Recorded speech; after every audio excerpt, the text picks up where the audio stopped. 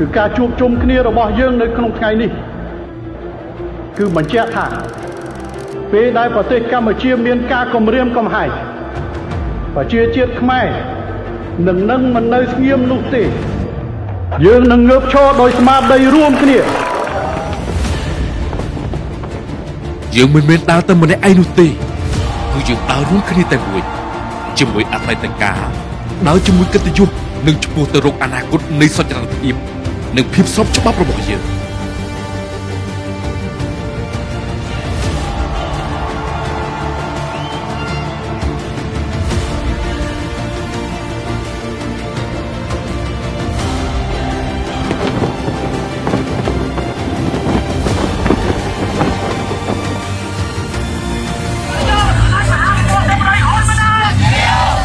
សំឡេងសាមគ្គីមួយនេះគឺជាសំឡេងនៃការគ្រប់គ្រងរបស់រាជរដ្ឋាភិបាលកម្ពុជានិងកងកម្លាំងជួរមុខដែលកំពុងតែឈប់បំរុងដើម្បីការពារជាតិឲ្យអស់ពីកម្លាំងចិត្ត